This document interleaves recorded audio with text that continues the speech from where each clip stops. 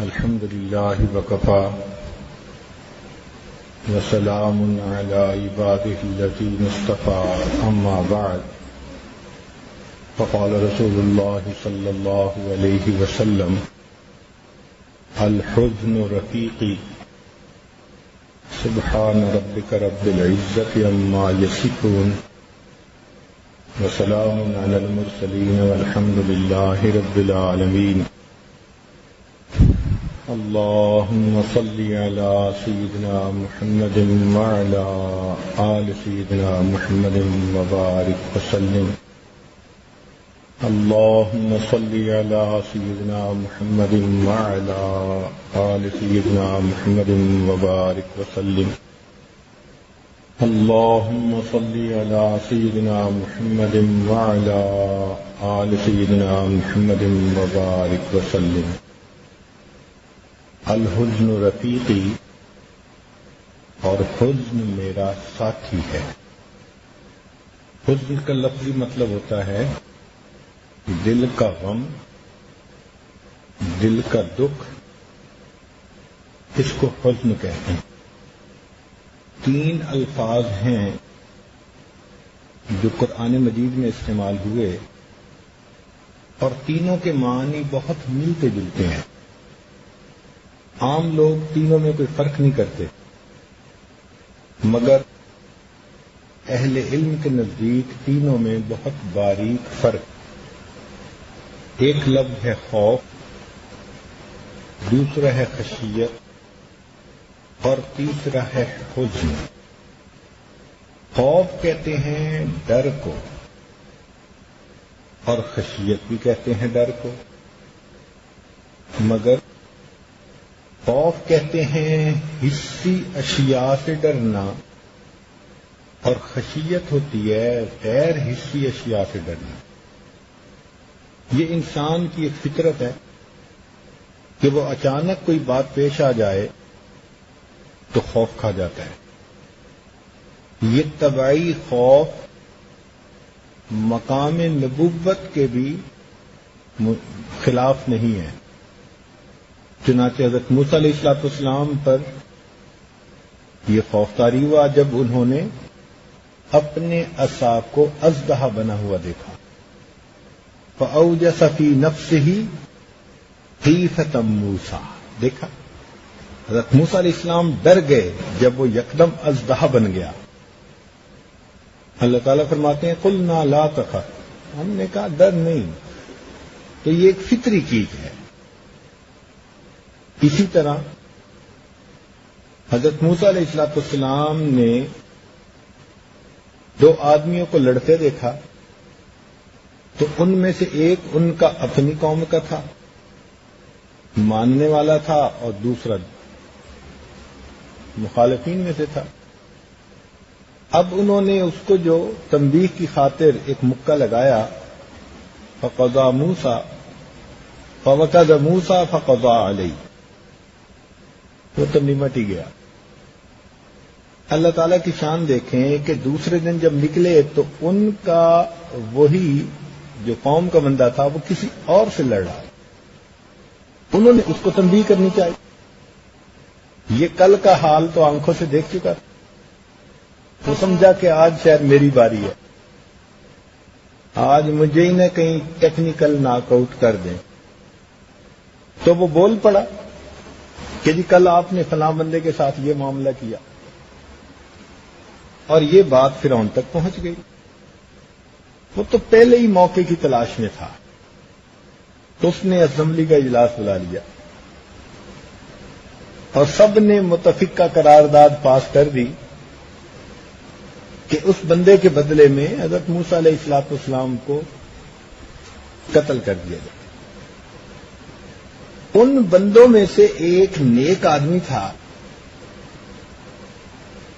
وہ دوڑا ہوا آیا حضرت موسیٰ علیہ السلام کے پاس اور آ کر اس نے کہا ان الملأ یأتمرون بک لیقتلوا، کہ وڈیرے اپنے وقت کے ایم این اے آپ کو نمٹانے کی بات طے کر چکے فخرج، آپ اس شہر سے چلے جائیے، میں تو آپ کی خیر خواہی چاہتا ہوں۔ فخرج موسیٰ فخرج منها خائفا يترقب۔ دیکھیے حضرت موسیٰ علیہ السلام فوراً شہر سے نکلے، طبیعت پہ ایک خوف بھی تھا اور پیچھے مڑ کے دیکھتے بھی تھے کہ کوئی آ تو نہیں رہا پکڑنے کے لیے۔ اب دیکھیں معلوم ہوا کہ یہ خوف ایک فطری سی چیز، طبعی چیز ہے۔ ایسے حالات میں خوف کا طاری ہو جانا یہ مقام نبوت کے منافی نہیں ہے۔ چنانچہ ساتھ ہی ساتھ دعا بھی مانگ رہے تھے، کیا؟ رب نجنی من القوم الظالمین، اللہ مجھے ظالموں کی قوم سے نجات عطا فرما دی۔ اللہ تعالیٰ کی شان کہ اللہ نے انہیں مدین کے راستے پہ ڈال دیا۔ وہاں پہنچے تو دیکھا ایک کنواں ہے، قوم بکریوں جانوروں کو پانی پلا رہی ہے۔ دو بچیوں کو دیکھا جو اپنے جانوروں کو لے کر الگ کھڑی۔ جب باقی چلے گئے وہ بچیاں کھڑی نہیں تو پوچھا بھئی کیا مسئلہ؟ انہوں نے کہا کہ والد ہمارے بوڑھے ہیں، وہ آ نہیں سکتے، اور ہم لڑکیاں ہیں، ہم اس بھاری چٹان کو اٹھا نہیں سکتی، تو جو برتنوں میں بچا کھچا پانی ہے ہم اپنے جانوروں کو پلاتے ہیں۔ حضرت موسیٰ علیہ السلام سمجھ گئے کہ یہاں بھی اونچ نیچ ہے، چنانچہ آپ نے ان کے لیے پانی پلا دیا۔ واپس لوٹ کے آئے، درخت کے نیچے بیٹھے، دعا مانگی، رب انی لما انزلت الی من خیر فقیر، اے اللہ آپ جو بھی مجھ عطا فرما دیں میں اس کا محتاج، نہ وہاں گھر ہے، نہ در ہے، نہ رشتہ دار، نہ عزیز اقارب، کچھ کھانے پینے کا نہیں، اکیلی کا۔ اللہ تعالیٰ کی طرف متوجہ ہوئے، اللہ رب العزت نے سب بندوبست کر دیا۔ ان میں سے ایک بچی واپس آئی کہ میرے والد آپ کو بلا رہے ہیں، آپ کو بدلہ دیں کہ آپ نے ہمارے لیے پانی پلایا۔ اللہ تعالیٰ نے شعیب علیہ السلام سے ملا دیا۔ ان کے ساتھ 10 سال رہنے کا ایگریمنٹ ہو گیا۔ انہوں نے اپنی ایک بیٹی کا نکاح بھی کر دیا۔ یہاں سے مفسرین نے نقطہ نکالا کہ جس نوجوان کی شادی نہ ہوتی ہو، نہ وسائل ہوں، نہ رشتہ داروں میں کوئی ایسا رشتہ نظر آتا ہو، کوئی صورت نظر نہیں آتی، تو وہ یہی آیت پڑھے، رب انی لما انزلت الی من خیر فقیر، اخلاص کے ساتھ پڑھے گا، اللہ تعالیٰ اس کے لیے ازدواجی زندگی کا سبب بنا دے۔ حضرت شعیب علیہ السلام نے حالات پوچھے، کہاں سے آئے، کیا ہوا؟ بتایا جی کہ اس طرح کا مسئلہ تھا۔ انہوں نے فرمایا نجوت من القوم الظالمین، اب آپ ظالموں کی قوم سے نجات پا گئے۔ تو یہ طبعی خوف کا آ جانا یہ کوئی بری بات نہیں ہوتی، یہ فطرت ہے انسان۔ تاہم خوف ہمیشہ آتا ہے مادی چیزوں سے، حسی چیزوں سے۔ اسی لیے قیامت کے دن جب انسان کھڑا ہوگا نا اور جہنم کو دیکھے گا اور میزان عدل قائم ہونے والا ہوگا، پھر ڈرے گا۔ اس لیے ایسے موقع پر اللہ نے خوف کا لفظ استعمال کیا، فرمایا وَأَمَّا مَنْ خَافَ مَقَامَ رَبِّهِ، اور جو اپنے رب کے سامنے کھڑا ہونے سے ڈر گیا۔ اس لیے حضرت زکریا علیہ السلام نے دعا مانگی، انی خفت الموالی من ورائی، کہ اولاد تو میری ہے نہیں اور میں اپنے ارد گرد کے جو رشتہ دار ہیں ان سے مجھے خوف ہے۔ تو خوف کا لفظی مطلب ڈرنا، لیکن عام طور پر یہ استعمال ہوتا ہے مادی اور حسی اشیاء کے ڈر سے. گو کے لوگ اس کا استعمال اور چیزوں کے لیے بھی کر دیتے ہیں. ایک ہے لفظ خشیت. خشیت کا مطلب بھی ڈرنا ہوتا ہے، لیکن یہ ڈر ہوتا ہے غیر محسوس اشیاء سے. مثال کے طور پہ ایک آدمی کو محبت ہے اور اگر اس کو یہ محسوس ہو کہ فلاں کام سے یہ بہت غصہ کرتا ہے تو آدمی اس کام کو کرنے سے گھبرائے گا. کیوں؟ یہ تو نہیں نا کہ اس کو اس پر مار پڑے گی، نہیں، اس کے محبوب کا ناراض ہو جانا یہ اس کے دل میں ایک خوف سا ہوتا ہے. اس کیفیت کو خشیت کہتے ہیں. لہذا مومن کو اللہ رب العزت کے ساتھ چونکہ ایک محبت کا تعلق ہوتا ہے تو مومن کے دل میں ہمیشہ یہ کیفیت ہوتی ہے کہ میرا محبوب میرے کسی عمل سے ناراض نہ ہو جائے. اس کو خشیت کہتے ہیں. اس لیے جہاں نماز پڑھنے کا وقت آیا وہاں خشیت کا لفظ استعمال. قد افلح المؤمنون الذین هم فی صلاتهم خاشعون وانها لکبیرۃ الا علی الخاشعین. یہاں خشوع کا لفظ استعمال. اس لیے کوئی آدمی بڑے افسر کے سامنے جائے تو اپنے ہاتھوں کو ادھر ادھر اٹھاتا نہیں، ہلاتا نہیں کہ کہیں افسر ناراض نہ ہو جائے. چنانچہ نماز میں مومن بھی اللہ رب العزت کے سامنے ہوتا ہے تو وہ اپنے ہاتھوں کو بلا وجہ ہلاتا جلاتا نہیں کہ اللہ تعالیٰ کہیں ناراض نہ ہو.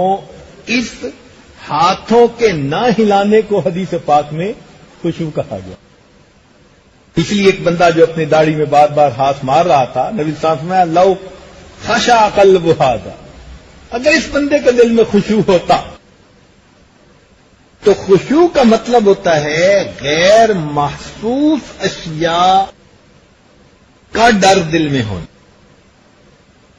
چنانچہ اللہ تعالیٰ قرآن مجید میں فرماتے ہیں لا تقتلوا اولادکم خشیت املاق. یہاں بھی یہی خشیت کا لفظ استعمال ہوا کہ ایک ڈر ہی ہوتا ہے نا بندے کا کہ پیسہ کم نہ ہو جائے.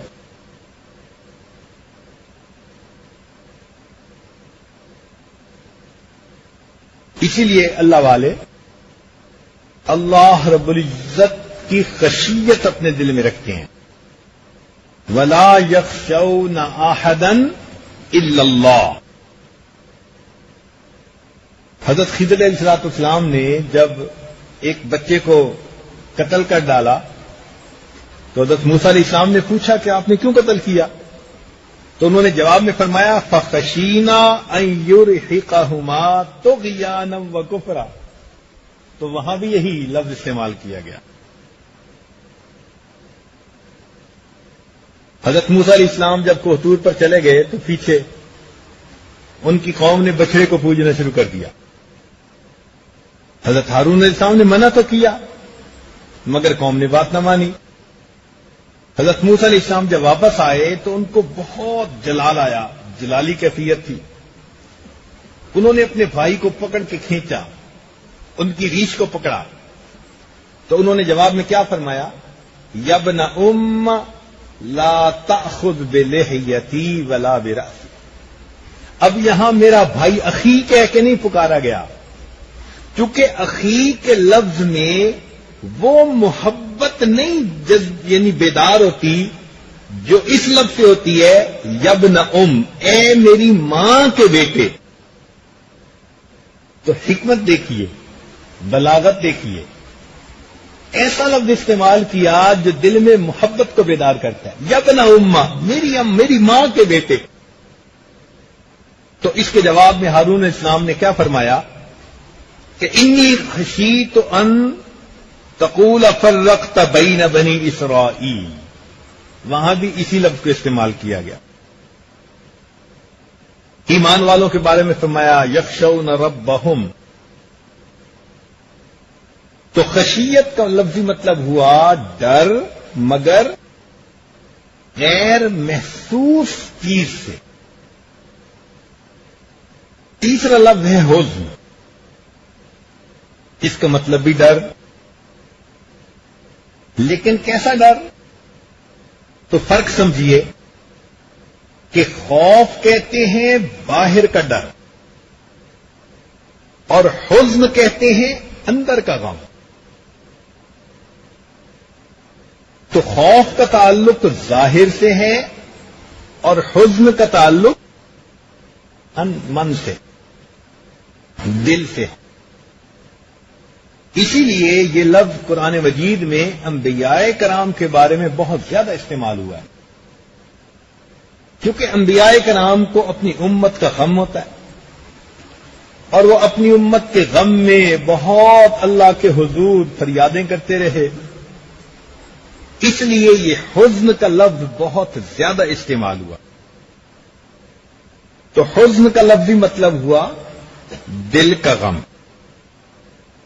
جیسے نبی علیہ السلام کے فرزند ارجمند ابراہیم رضی اللہ تعالیٰ عنہ جب فوت ہوئے تو نبی علیہ السلام نے ان کو دفن فرمایا، اور آپ کی مبارک آنکھوں سے آنسو کے موتی گر رہے تھے.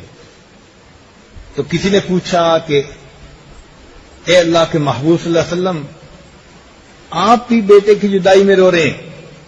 تو نبی علیہ السلام نے فرمایا القلب یحزن، دل مغموم ہے، والعین تدمع، اور آنکھ سے آنسو بہ رہے ہیں.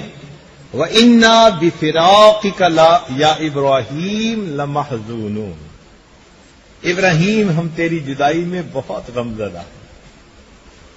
تو یہ ایک فطری چیز ہے. تو حزن ہمیشہ دل میں ہوتا ہے. کسی بات سے بھی بندے کا دل رنجیدہ ہو تو اس کو بھی حزن کہا گیا. جیسے کفار نبی علیہ السلام کو مجنون کا لفظ استعمال کرتے تھے، ساحر کا لفظ استعمال کرتے تھے. اللہ تعالیٰ قرآن مجید میں فرماتے ہیں لا يحزنك قولهم. اے محبوب، ان کی بات سے آپ کا دل غم زدہ نہ ہو.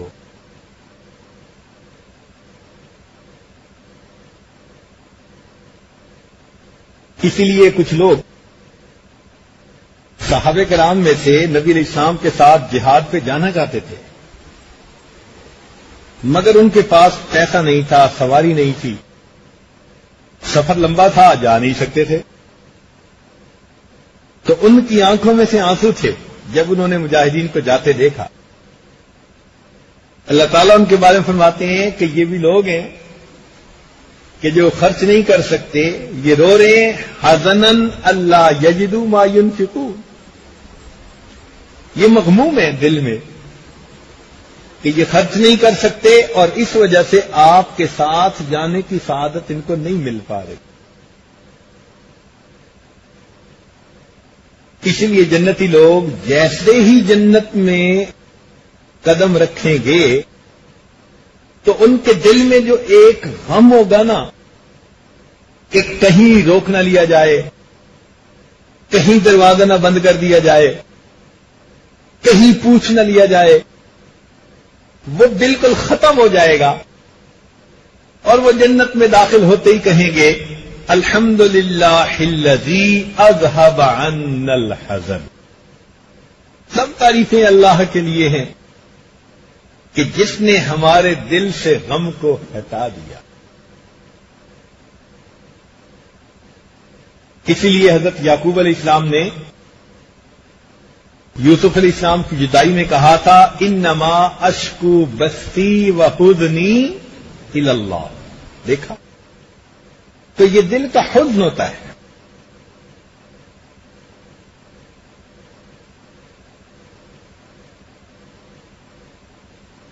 اور یہی لفظ نبی علیہ الصلوۃ والسلام نے صدیق اکبر کو فرمایا.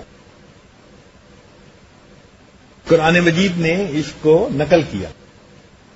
اذ یقول لصاحبہ لا تحزن ان اللہ معنا، کہ ڈر نہیں، اللہ ہمارے ساتھ.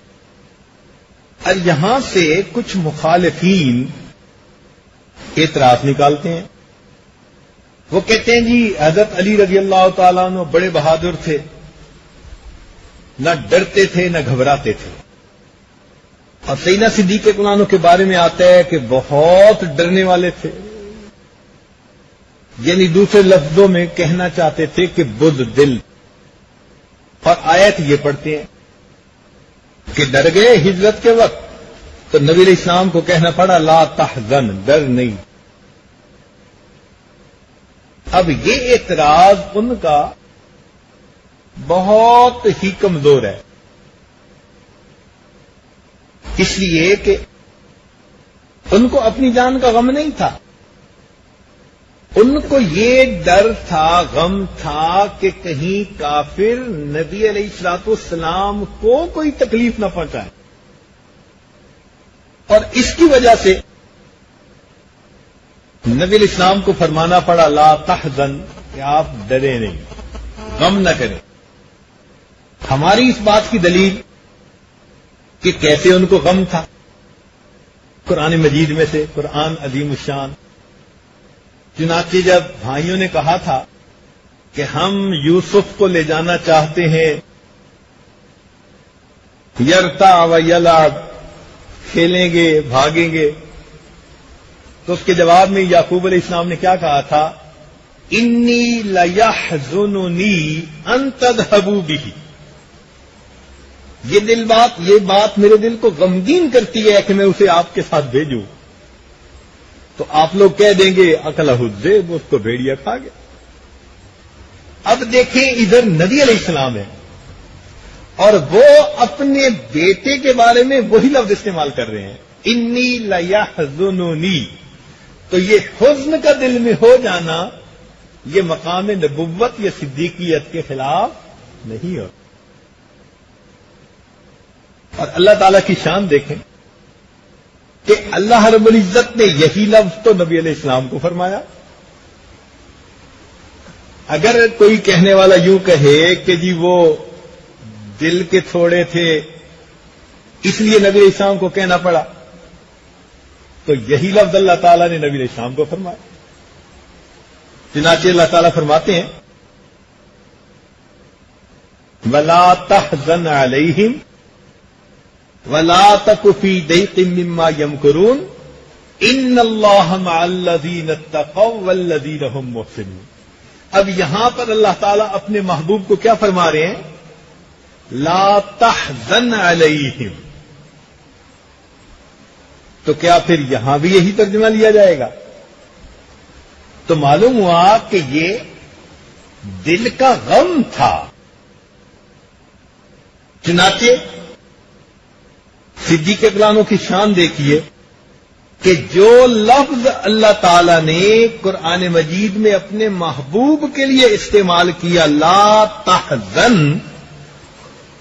بہو وہی لفظ نبی علیہ السلام نے اپنے یار غار کے لیے استعمال کیا. یا فرمایا لا تحزن ان اللہ معنا. تو معلوم ہوتا ہے کہ واقعی صدیق اکبر کو اللہ نے نبی علیہ السلام کے ساتھ معیت کبریٰ عطا فرمائی. یہ جو ہے نا ان اللہ معنا، سبحان اللہ. محبتیں دیکھیے، ذرا توجہ فرمائیے، نقطہ، علمی نقطہ طلباء کے لیے. اللہ تعالیٰ نے قرآن مجید میں فرمایا ثانی اثنین، دو میں سے دوسرا. کیا فرمایا بھائی؟ دو میں سے دوسرا. علمی نقطہ. تو اللہ تعالیٰ نے صدیق اکبر کو نبی علیہ السلام کا دوسرا کہا کہ دو میں سے دوسرا. اور نبی علیہ السلام کی مہربانی دیکھیے، فرمایا صدیق اکبر کو ما ظنک باثنین اللہ ثالثہما، کہ تم ان دو کے بارے میں کیا گمان رکھتے ہو کہ جن کا تیسرا؟ واہ میرے مولا، نبی علیہ السلام کہتے ہیں اللہ نے فرمایا کہ دو میں سے دوسرا، اور نبی علیہ السلام کیا کہتے ہیں کہ ان دو کا کیا پوچھتے ہو جن کا تیسرا؟ واہ میرے مولا۔ تو نبی علیہ الصلوۃ والسلام کے ساتھ سیدنا صدیق اکبر کو معیت خاصہ حاصل تھی، معیت کبریٰ حاصل تھی، اس لیے دونوں کے زندگیوں میں بہت زیادہ مشابہت ہے۔ اب دیکھیے، ادھر کلمہ پڑھانے والے اللہ کے محبوب تو جوان بالغ لوگوں میں سے کلمہ پڑھنے والے دوسرے کون تھے؟ صدیق اکبر اللہ نے۔ اب کوئی کہے جی کہ بیوی نے پڑھا یا کسی اور نے پڑھا، تو کہنے والے کہتے ہیں کہ جی گھر کے لوگوں کی جو تصدیق ہوتی ہے یہ کوئی وقت نہیں رکھتی، بیوی بیوی ہوتی ہے، کوئی جھوٹی بات بھی کر دے گا تو بیوی ہونے کے ناطے وہ اس کی بھی تصدیق کر دیتی ہے۔ تو تصدیق تو وہ مانی جاتی ہے کہ معاشرے کا ایک باعزت فرد کر رہا، وہ صدیق اکبر تھے۔ چنانچہ اس قدر مشابہت ہے زندگیوں میں، انسان حیران ہو جاتا ہے۔ طلباء کے لیے ذرا چند علمی نکتے تاکہ ان کے ذہن میں رہیں کہ معیت کبریٰ کسے کہتے ہیں۔ نبی علیہ الصلوۃ والسلام جب غار حرا سے واپس آئے، جب پہلی وحی اتری، تو آپ بہت زیادہ اس وقت غمزدہ تھے، خوفزدہ تھے، کیونکہ جبریل علیہ السلام کو پہلی مرتبہ اصلی شکل میں دیکھا تھا۔ تو خدیجہ الکبریٰ رضی اللہ تعالیٰ عنہ نے پوچھا کہ اے اللہ کے نبی، آپ کو کیا محسوس ہوتا ہے؟ تو آپ نے فرمایا کہ مجھے تو لگتا ہے کہ شاید میری موت ہی واقع ہو جائے۔ تو اس کے جواب میں خدیجہ الکبریٰ رضی اللہ تعالیٰ عنہ نے عرض کیا کہ اے اللہ کے نبی، کلا، ہرگز نہیں، واللہ، اللہ کی قسم، انک لتصل الرحم، آپ صلہ رحمی کرنے والے ہیں، وتحمل الکل، اور دوسروں کا بوجھ اٹھانے والے ہیں، تکسب المعدوم، جن کے پلے کچھ نہیں ہوتا ان کو کما کے عطا کرنے والے ہیں، تقرئ الضیف، مہمان کا اکرام کرنے والے، وتعین علی نوائب الحق، نیک کاموں میں آپ مدد کرنے والے ہیں۔ تو انہوں نے نبی علیہ الصلوۃ والسلام کی صفات گنوائیں کہ ان صفات کی وجہ سے اللہ تعالیٰ آپ کو ضائع نہیں ہونے دیں گے۔ اب ذرا توجہ فرمائیے کہ صدیق اکبر رضی اللہ تعالیٰ عنہ ہجرت کر کے ایک مرتبہ جانے لگے، مکہ مکرمہ سے جب باہر نکلے تو ایک قریش کا سردار تھا، اس نے پوچھا ابوبکر کہاں جا رہے ہو؟ کہا کہ میں ہجرت کر کے جا رہا ہوں کیونکہ یہاں کے لوگ بہت اذیت دیتے ہیں۔ اس نے کہا انک لتصل الرحم وتحمل الکل وتقرئ الضیف۔ جو الفاظ خدیجہ الکبریٰ رضی اللہ تعالی عنہا نے نبی علیہ السلام کے لیے استعمال کیے تھے، ایک کافر نے وہی الفاظ صدیق اکبر کے لیے استعمال کیے۔ مشابہت دیکھیے۔ قرآن مجید میں اللہ تعالیٰ اپنے محبوب صلی اللہ علیہ وسلم کے بارے میں فرماتے ہیں کہ ہم نے ایک پیغمبر اسلام کو بھیجا، بالمؤمنین رؤوف الرحیم، جو ایمان والوں کے لیے رؤوف اور رحیم ہیں۔ تو رؤوف اور رحیم کا لفظ اللہ تعالی نے اپنے نبی کے لیے استعمال کیا، نبی علیہ السلام نے ہو بہو یہی لفظ صدیق اکبر عنہ کے لیے استعمال کیا۔ چنانچہ فرمایا ایک حدیث پاک میں ارأف امتی بے امتی ابو بکر، اور دوسری حدیث میں فرمایا ارحم امتی بے امتی ابو بکر. تو معلوم ہوا کہ رأفت اور رحمت اللہ کے محبوب کو بھی کمال کی حاصل تھی، اور پھر آپ کے بعد سیدنا صدیق اکبر عنہ کو بھی کمال کی حاصل تھی. استقامت فی الدین، نبی علیہ الصلوۃ والسلام کو اس میں کمال حاصل تھا. چنانچہ ایک مرتبہ عقبہ بن ابی معیط، اس نے نبی علیہ الصلوۃ والسلام کے مبارک گلے کے اندر چادر ڈالی اور وہ چاہتا تھا کہ گلا ہی دبائے. تو صدیق اکبر عنہ وہاں پہنچے تو آپ نے نبی علیہ الصلوۃ والسلام کو اس کافر کی اس اذیت سے بچایا. تو نبی علیہ السلام کو اذیت پہنچی کافر کے ہاتھوں سے، اور ادھر دیکھیے صدیق اکبر عنہ کو بھی اذیت پہنچی. چنانچہ حدیث پاک میں آتے ہیں، عائشہ صدیقہ عنہا راوی ہیں، فرماتی ہیں کہ کسی نے آ کے بتایا صدیق اکبر عنہ کو کہ دیکھو تم یہاں ہو اور مسجد میں تمہارے صاحب کے ساتھ قریش کے سردار کیا کر رہے ہیں. تو صدیق اکبر عنہ فوراً مسجد میں حرم میں تشریف لے گئے، دیکھا کہ سرداران قریش ہیں اور نبی علیہ السلام کو بہت ایذا پہنچا رہے ہیں.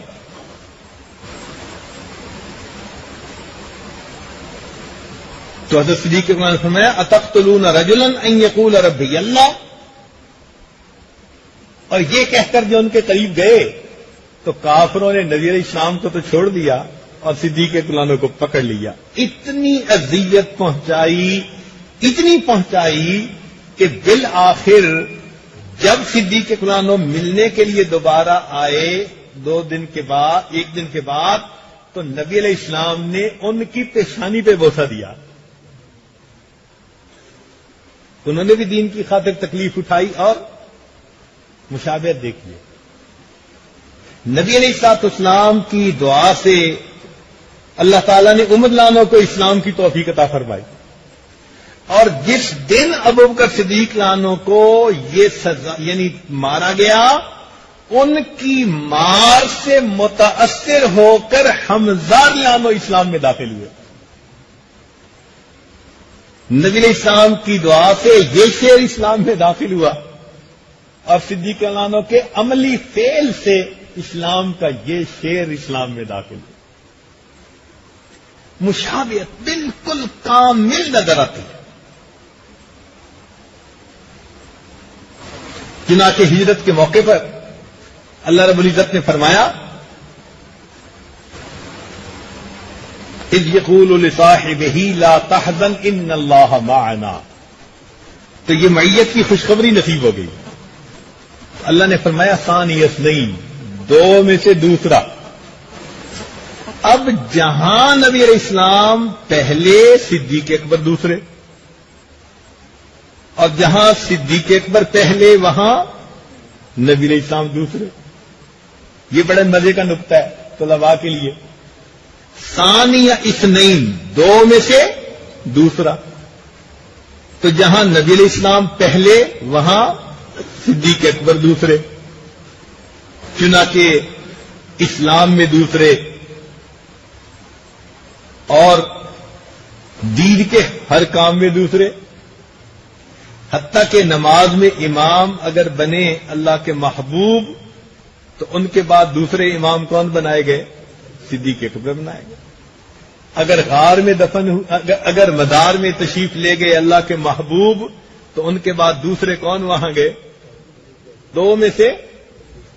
اور جہاں صدیق اکبر پہلے وہاں نبی علیہ السلام دوسرے. وہ کیسے کہ غار میں داخل ہوئے پہلے کون؟ صدیق اکبر. تو دوسرے کون داخل ہوئے؟ 9 ہجری میں حج فرض ہوئی تو نبی علیہ السلام نے امیر حج بنا کر پہلے سال بھیجا ابوبکر صدیق کو. تو اس کے اگلے سال پھر امیر حج بن کر گئے کون؟ 2 میں سے. ایسی نسبت نصیب ہو گئی. ثانیت نہیں، تو اس کو معیت کبریٰ کہتے ہیں. چنانچہ سوچ بھی ایک جیسی تھی. جو نبی علیہ الصلوۃ والسلام کی سوچ تھی وہی صدیق اکبر عنہ کی سوچ. دلیل، جب بدر کے قیدی آئے تو عمر رضی اللہ عنہ نے تو کہا تھا کہ ان کو قتل کر دیا جائے، اور صدیق اکبر رضی اللہ عنہ نے کیا مشورہ دیا تھا؟ اے اللہ کے نبی، ان کے رشتہ داروں سے فدیہ لے کر ان کو آزاد کر دیے جائے. اور اللہ کے محبوب نے بھی اسی مشورے کو پسند فرمایا اور بالآخر اسی پر فیصلہ ہوا. تو نبی علیہ السلام کی سوچ اور صدیق اکبر عنہ کی سوچ بالکل ایک جیسی. دوسری دلیل کہ جب صلح حدیبیہ ہوئی اور اس میں نبی علیہ السلام نے صلح کر لی تو ظاہر میں یوں نظر آتا تھا عام مسلمانوں کو کہ بہت دب کے صلح کی گئی ہے. اللہ تعالیٰ اس کو فتح مبین فرما رہے تھے. تو عمر رضی اللہ عنہ آئے نبی علیہ السلام کے پاس، اے اللہ کے نبی، آپ نے فرمایا تھا کہ ہم عمرے پہ جائیں گے. تو میں ہاں. اے اللہ کے نبی، پھر آپ نے احرام کھولنے کا فرما دیا.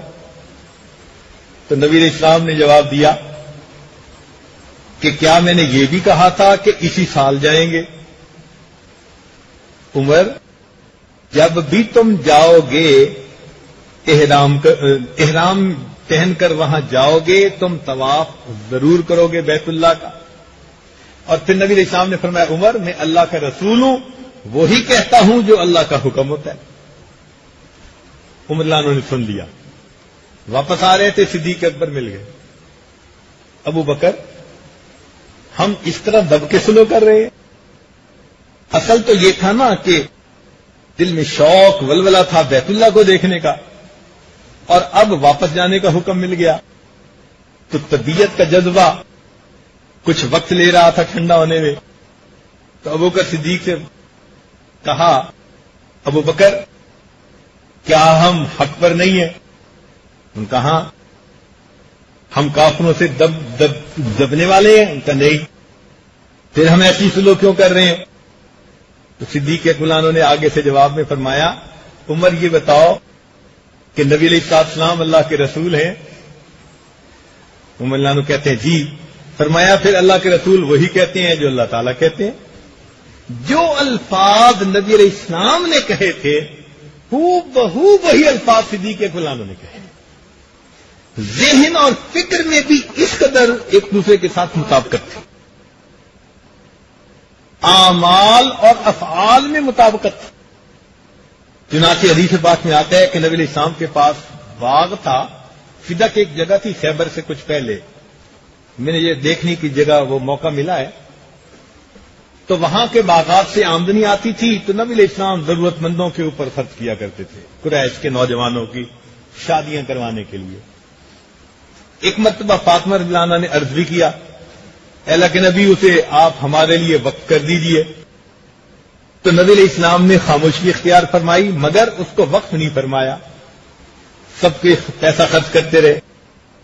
نبی علیہ السلام جب پردہ فرما گئے تو پھر یہی مطالبہ صدیق اکبر عنہ سے کیا گیا، اور انہوں نے بھی وہی عمل کیا جو نبی علیہ السلام نے کیا، کہ اس کو وقف تو نہ کیا اور اس کے خرچ جو تھا وہ قریش کے نوجوانوں پر خرچ کرتے.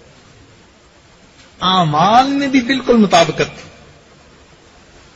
حتیٰ کہ طائف کے لوگوں نے نمائندہ بھیجا کہ ہم کلمہ پڑھنے کو تیار ہیں اگر ہمیں نماز معاف کر دی جائے. اللہ کے محبوب نے جلال میں فرمایا کہ یہ اللہ کا فرض ہے، کیسے معاف کیا جا سکتا ہے؟ اور یہی حال صدیق اکبر کو پیش آیا کہ جب نبی علیہ السلام نے پردہ فرمایا تو قبائل میں سے کچھ لوگ تھے، وہ کہتے تھے جی کہ ہم ہر کام کرنے کے لیے تیار ہیں، بس زکوٰۃ ہمیں خود ادا کرنے کی اجازت دے دی جائے. تو صدیق اکبر عنہ نے کیا کہا تھا کہ اللہ کی قسم، جو اونٹ دیتا تھا اگر وہ اونٹ دے اور رسی نہ دے میں اس بندے کے ساتھ بھی قتال کروں گا. جو نبی علیہ السلام نے کیا وہی صدیق اکبر عنہ نے کیا. نبی علیہ السلام نے ایک مرتبہ حسن لانو کو اٹھایا, ان کا بوسہ لیا, ان کو سینے سے لگایا. علی لانو فرماتے ہیں کہ میرے ساتھ ابو بکر جا رہے تھے تو درمیان سامنے سے حسن رضی اللہ عنہ آئے, بچے تھے. تو ابو بکر نے جیسے ہی دیکھا فرماتے ہیں ان کو اٹھایا اور اسی طرح بوسہ دیا, سینے سے لگایا, اور پھر یہ کہا کہ اللہ کی قسم ان کی مشابہت اللہ کے نبی سے زیادہ ہے اور علی سے تھوڑی ہے. تو اللہ نے مسکرانے لگ گئے. تو جو عمل نبی علیہ السلام نے کیا ہو بہو وہی عمل صدیق اکبر عنہ نے کیا. اور تو اور دیکھیے کہ ایک مرتبہ نبی علیہ الصلوۃ والسلام ہجرت کرنے کا ارادہ کر چکے, مگر مشورہ یہ ملا کہ جی قریش کے کسی سردار سے بات کر لیجئے, وہ آپ کو اپنی امان میں لے لیں. تو قریش کے ایک سردار نے نبی علیہ السلام کو امان میں لیا اور آپ پھر کچھ دن رہے. اس کے بعد اللہ کا حکم آیا اور پھر آپ نے مستقل ہجرت فرمائی. ہو بہو یہی حال صدیق اکبر کے تھا کہ پہلی مرتبہ وہ ہجرت کر کے جانے لگے اجازت لے کر نبی علیہ السلام سے. تو قریش کے ایک سردار نے روک لیا, واپس آ کر کچھ دن رہے. پھر اس کے بعد اللہ کے نبی نے جب ہجرت کی تو صدیق اکبر نے بھی ہجرت فرمائی.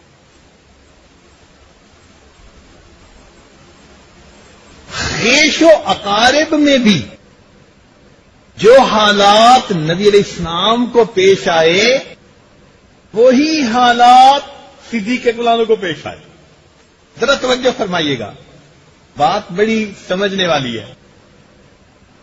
اب دیکھیں نا, ایک تو ہوتی ہے نا ذات کا مسئلہ, نہیں, خیش و اقارب عزیز و اقارب میں بھی نبی علیہ السلام کے عزیز و اقارب کے ساتھ جو معاملہ پیش آیا وہی معاملہ صدیق اکبر عنہ کے عزیز و اقارب کے ساتھ پیش آیا. اب ذرا اس کی دلیل سنیے. نبی علیہ الصلوۃ والسلام کے داماد حضرت علی, عثمان غنی سابقین اولین میں سے تھے. سابقین اولین میں سے تھے. تو سیدنا صدیق اکبر عنہ کے جو داماد تھے زبیر رضی اللہ تعالیٰ عنہ وہ بھی سابقین اولین میں سے تھے. یہ بھی مہاجرین میں سے تھے ہجرت کی, اور زبیر رضی اللہ عنہ نے بھی ہجرت کی. یہ بھی اشرا مبشرہ میں سے تھے اور ان کے داماد زبیر رضی اللہ عنہ بھی اشرا مبشرہ میں سے تھے.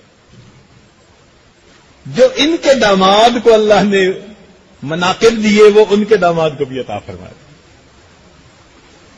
اور دیکھیے نبی علیہ الصلوۃ والسلام کی صاحبزادی سیدہ فاطمہ الزہرا رضی اللہ تعالیٰ عنہ, ان کو اللہ رب العزت نے بہت اونچا مقام عطا فرما دیا, بہت اونچا مقام عطا فرما دیا. تو اگر نبی علیہ السلام کی صاحبزادی سیدہ فاطمہ کو اونچا مقام ملا تو ادھر دیکھیے کہ صدیق اکبر عنہ کی صاحبزادی سیدہ عائشہ رضی اللہ عنہا کو بھی اللہ نے اونچا مقام عطا فرمایا. وہ نبی علیہ السلام کی صاحبزادی ہیں اور یہ صدیق اکبر عنہ کی صاحبزادی.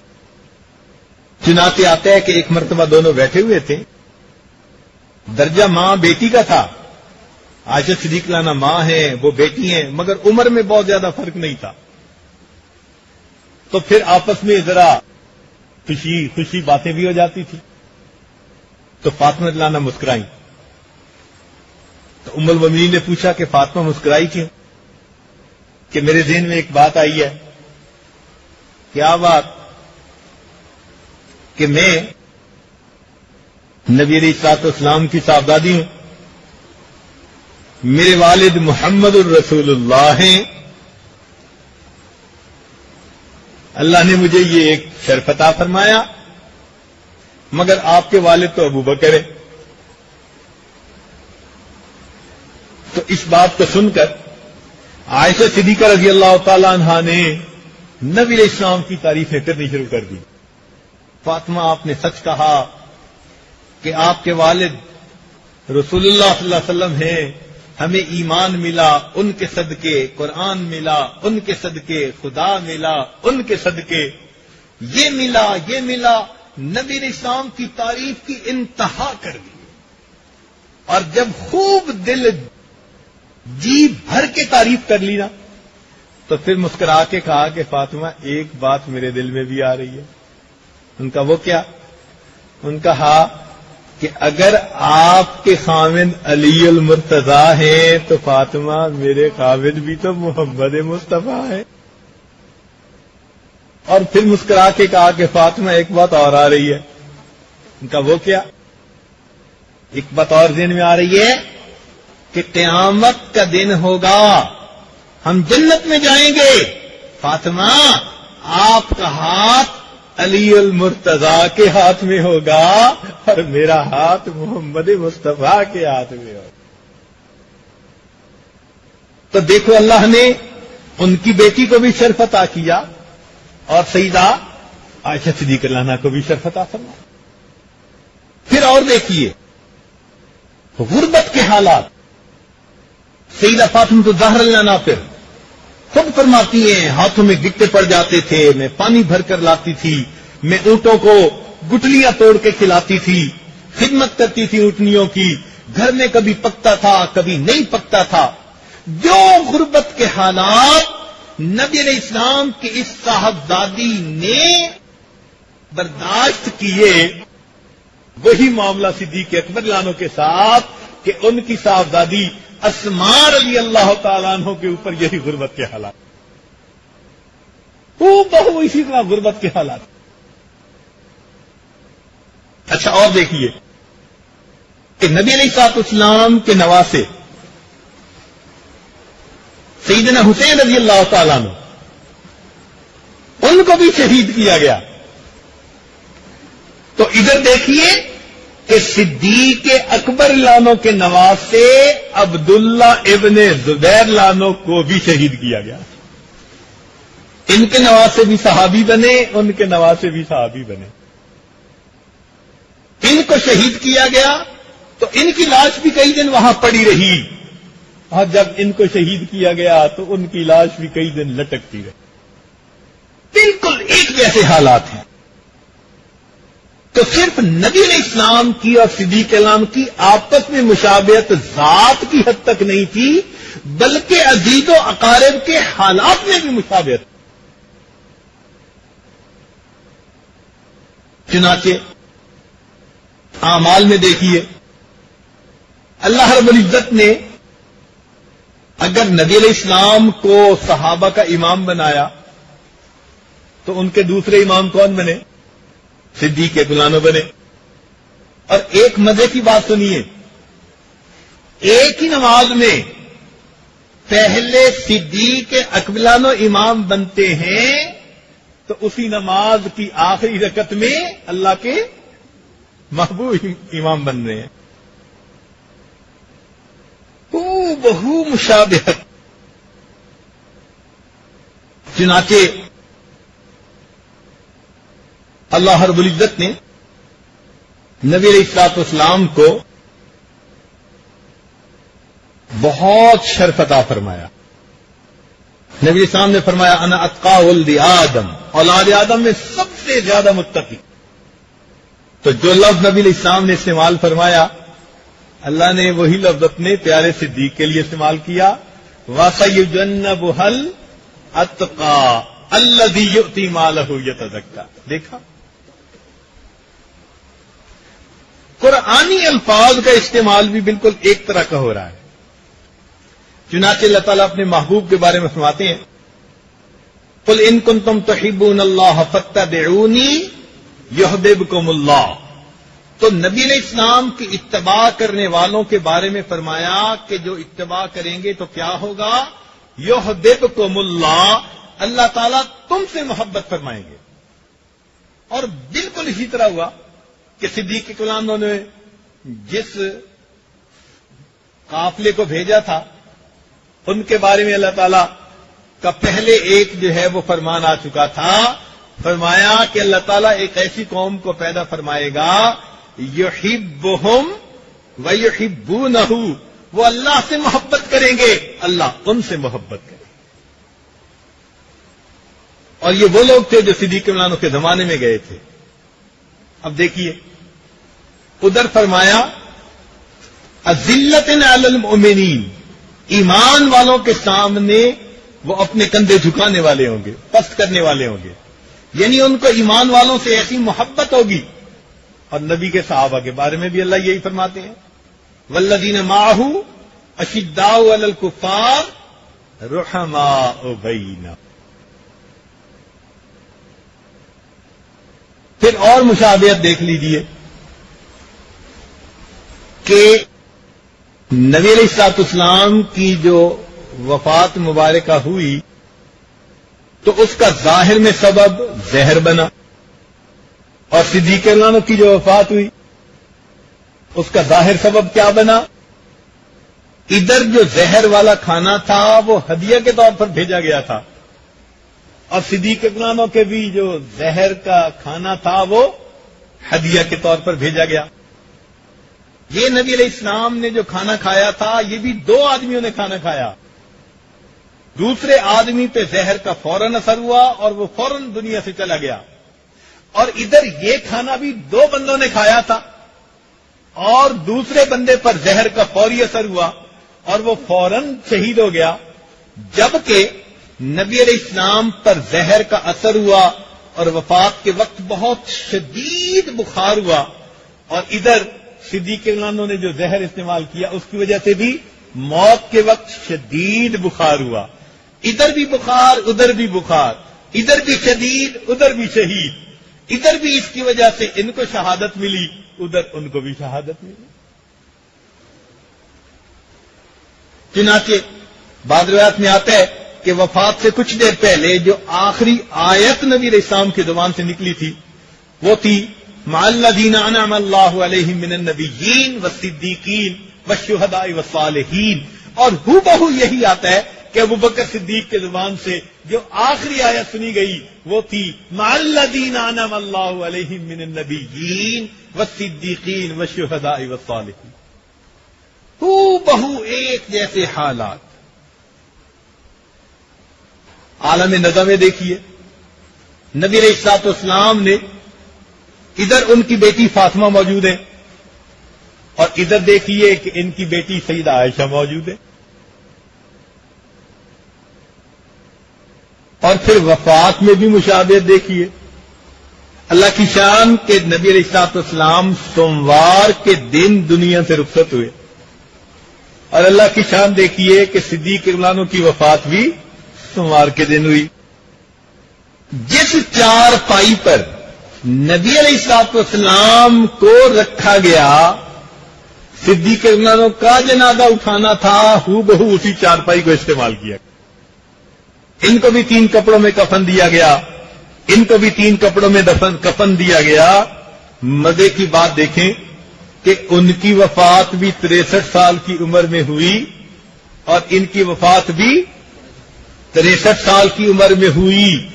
نبی علیہ السلام کی جب وفات ہوئی آپ نے کوئی میراث نہیں چھوڑی، اور جب صدیق اعلانوں کی وفات ہوئی انہوں نے بھی کوئی میراث نہیں چھوڑی. اور لطف اور مزے کی بات دیکھیے کہ نبی علیہ السلام کی وفات ہوئی تو آپ کو روضۃ الجنہ میں داخل کر دیا گیا، اور جب ابوبکر صدیق کی وفات ہوئی تو ان کو بھی روضۃ الجنہ میں داخل کیا. تو معلوم ہوا کہ زندگی سے وفات تک بالکل اللہ نے حالات بھی ایک جیسے رکھے. اس کو معیت کبریٰ کہتے ہیں. یہ معیت کبریٰ تھی. اسی لیے اس معیت کبریٰ کی وجہ سے امام ربانی مجدد ثانی رحمت اللہ علیہ وہ فرماتے ہیں کہ ان کو نبی علیہ السلام کو کے ساتھ جنت میں بھی معیت نصیب ہوگی. صدیق اعلانوں کو نبی علیہ السلام کے ساتھ بولے ذرا مراقبے چھوڑے نا، ذرا بات سنیں. صدیق اعلانوں کو جنت میں نبی علیہ السلام کے ساتھ معیت نصیب ہوگی. چنانچہ انہوں نے اپنے مکتوبات میں ان کو ہم خانہ رسول لکھا ہے. وہ فرماتے ہیں کہ اس کا طریقہ یہ ہوگا کہ جیسے ایک ڈبل سٹوری گھر ہوتا ہے، اس ڈبل سٹوری گھر میں نیچے کی سٹوری پر صدیق اکبر ہوں گے، اسی مکان کے اوپر کی سٹوری پر نبی علیہ الصلوۃ والسلام ہوں گے. تو اللہ رب العزت نے اپنے محبوب کو فرمایا لا تحزن علیہم، اور نبی علیہ السلام نے صدیق اکبر کو فرمایا لا تحزن ان اللہ معنا. تو یہ جو لا تحزن کے اوپر بعض لوگ اعتراض کرتے ہیں تو اس کا جواب سمجھ میں آ گیا کہ یہاں نبی علیہ السلام فرما رہے ہیں اور وہاں پر اللہ تعالیٰ اپنے محبوب کو فرما رہے ہیں. اچھا، قرآن مجید میں بعض جگہ پر حزن اور خوف کا لفظ اکٹھا بھی استعمال ہوا. چنانچہ فرمایا الا ان اولیاء اللہ لا خوف علیہم ولا هم یحزنون. دیکھو، زندگی میں جو اللہ کے دوست ہوں گے، اللہ تعالیٰ فرماتے ہیں کہ جو دوست ہوتے ہیں اللہ کے، ان پر نہ کوئی خوف ہوتا ہے نہ ان پر کوئی حزن ہوتا ہے، نہ کوئی باہر کا ڈر نہ کوئی اندر کا غم. اور موت کے وقت بھی یہی دو الفاظ، جن کی زندگی اس طرح گزرے گی اللہ تعالی کی عبادت میں، نیکی میں، تقوی میں. تو زندگی میں جیسے فرمایا لا خوف علیہم ولا هم، بالکل اسی طرح موت کے وقت بھی ان کو کہا جائے گا. چنانچہ فرمایا ان الذین قالوا ربنا اللہ ثم استقاموا تتنزل علیہم الملائکۃ الا تخافوا ولا تحزنوا.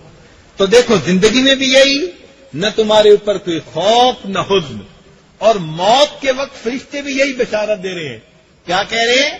اللہ تخافوا ولا تحزنوا.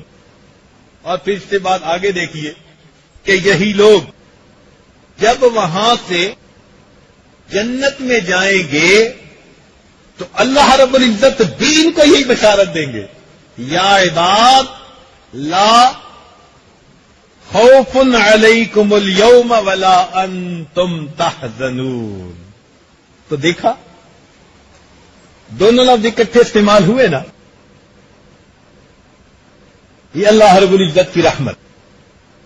اچھا، ایک بات دیکھیے، یہاں پر ایک علمی نقطہ ذہن میں آیا، بتائیں یا آج چھوڑ دیں؟ لگتا ہے آج آپ لوگ تھکے ہوئے زیادہ ہیں. کہیں آج ریزلٹ تو نہیں سنایا گیا؟ آپ سارے محزون نظر آ رہے ہیں. یا حدیث کا ٹکڑا سن کے کہ وحزن رفیقی، آپ سب پر وہ کیفیت طاری ہو گئی. تو علمی نقطہ پھر کیا سنانا ہے؟ سنائیں، یاد رکھیں گے انشاءاللہ، ماشاءاللہ. اچھا، ذرا توجہ فرمائیے. یہی خوف اور حزن کا لفظ اکٹھا استعمال کیا اللہ تعالی نے ام موسیٰ کے بارے میں، سیدنا موسیٰ علیہ السلام کے بارے میں. چنانچہ ان کو کہا کہ اپنے بیٹے کو دریا میں ڈال دینا. ولا تخافی،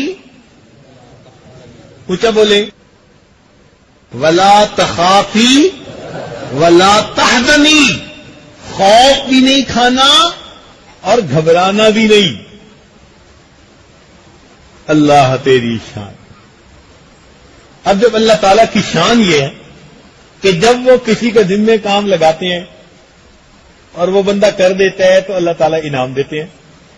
جیسے مومن دنیا میں عبادت کرتا ہے، اللہ جنت میں ان کو انعام عطا فرمائیں گے. مگر یہاں جیسی کرنی ویسی بھرنی. تو مومن کے ساتھ اللہ کا یہی معاملہ. چنانچہ اللہ رب العزت نے ان کو دو باتیں کہیں. کیا باتیں کہیں؟ بولے ذرا. لا تخافی ولا تحزنی. اور انہوں نے اس پر عمل کر دکھایا نا. تو جب عمل کر دکھایا تو پھر انعام بھی ملنا چاہیے کہ نہیں؟ کام کتنے کیے تھے، انعام کتنے ملنے چاہیے تھے؟ بولے، کام کتنے کیے تھے تو انعام کتنے ملنے چاہیے تھے؟ 2۔ سبحان اللہ۔ تو اللہ تعالیٰ آگے 2 ہی انعاموں کا تذکرہ فرماتے ہیں۔ کون سا انعام؟ فرمایا انا رادوہ الیک، ہم اسے لوٹائیں گے تمہاری طرف۔ تو بچے کا لوٹ کے آنا ایک انعام، اور دوسرا کیا کہا؟ وجاعلوہ من المرسلین، اور ہم نے رسولوں میں سے بنانے، یہ کتنا انعام؟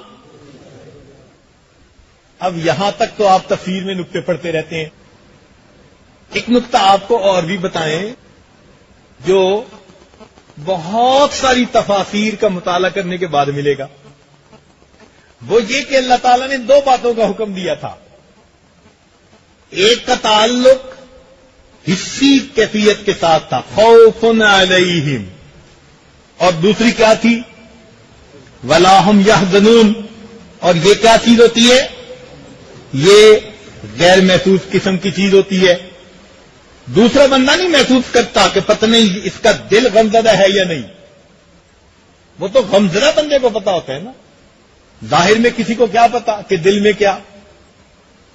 کیونکہ ایک کا تعلق ظاہر کے ساتھ اور ایک کا تعلق باطن کے ساتھ، چونکہ حکم دیا تھا ایک کا تعلق ظاہر کے ساتھ اور دوسرے کا تعلق، تو اللہ تعالی نے انعام بھی 2 دیے، ان میں سے ایک انعام کا تعلق ظاہر کے ساتھ، انا رادوہ الیک، اور دوسرے انعام کا تعلق باطن کے ساتھ، فرمایا وجاعلوہ من المرسلین، ہم نے اس کو رسولوں میں سے بنانا۔ دیکھا، جیسا عمل ویسا ہی اس کا اجر۔ نبی علیہ السلام نے ارشاد فرمایا الحزن رفیقی، کہ حزن میرا ساتھی ہے۔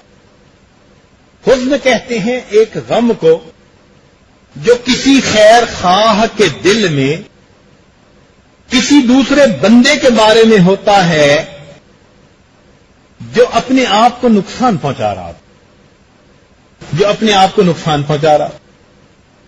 تو نبی علیہ الصلوۃ والسلام کے دل میں خیر خواہی تھی کہ امت کے لوگ اپنے ہاتھوں سے جہنم خرید رہے ہیں۔ چنانچہ نبی علیہ الصلوۃ والسلام نے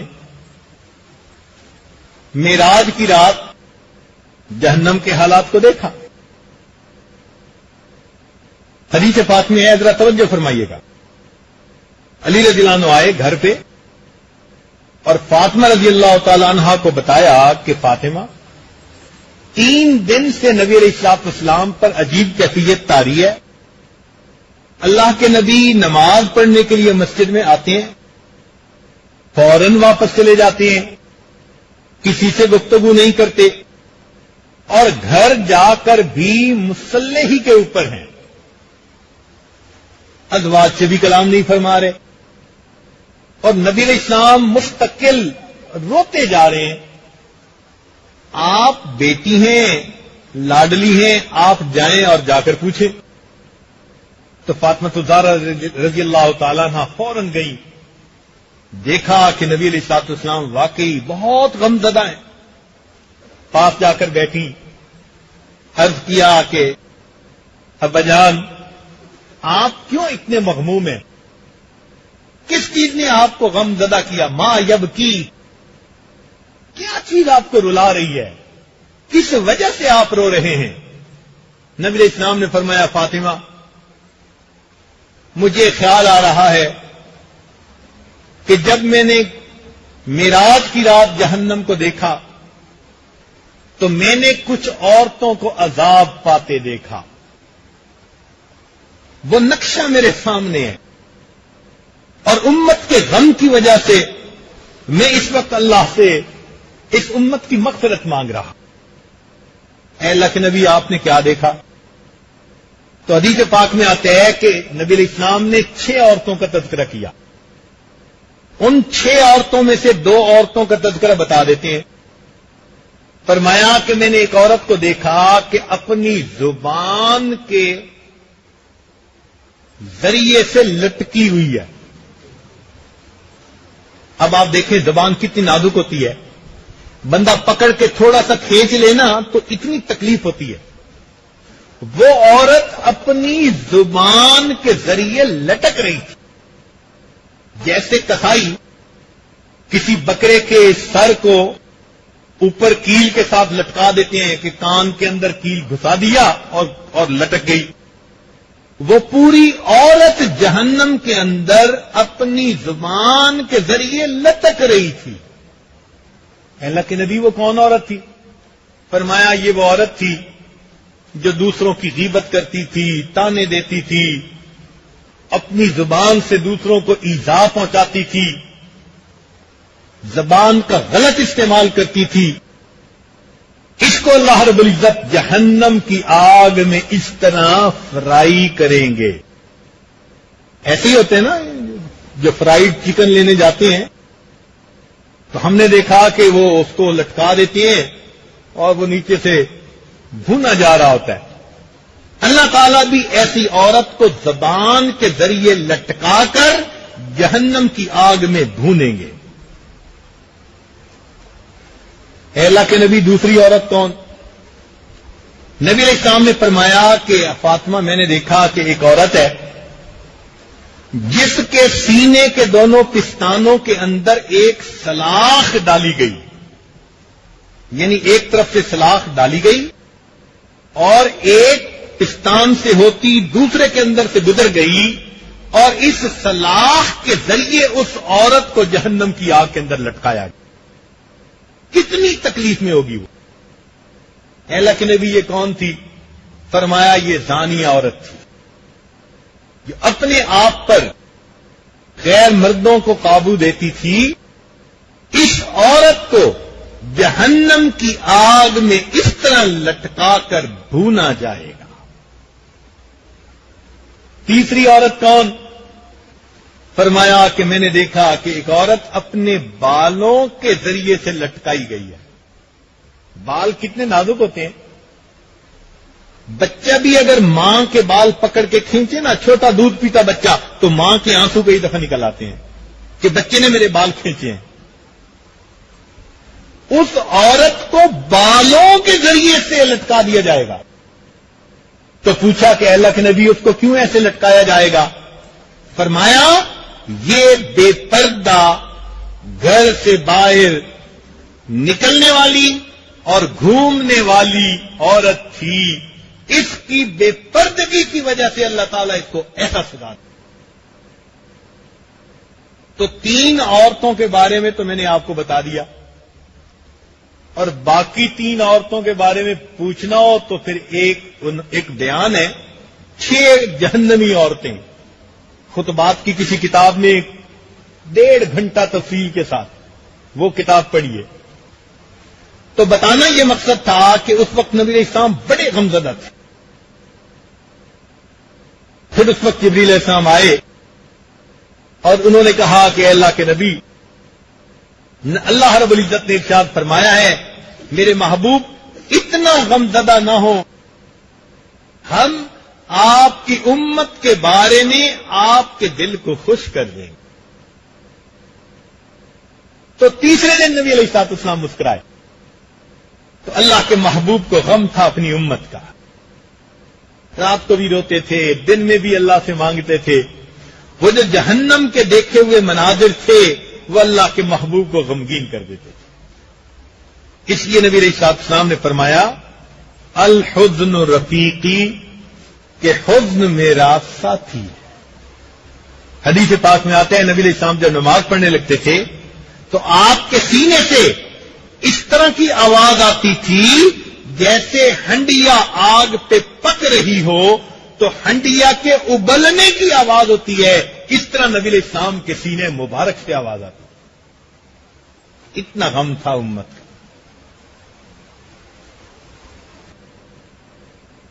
اب جیسا نبی علیہ السلام کے دل میں ہر وقت غم تھا، دائم الحزن، یہی کیفیت صدیق اکبر کی بھی تھی. ان کے اوپر بھی اکثر اوقات یہ غم طاری رہتا تھا.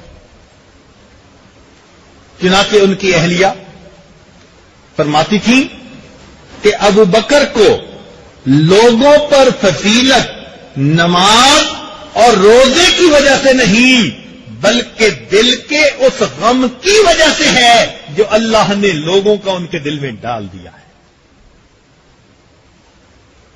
ان کا بھی دل مغموم رہتا تھا, ان کا بھی دل مغموم رہتا تھا.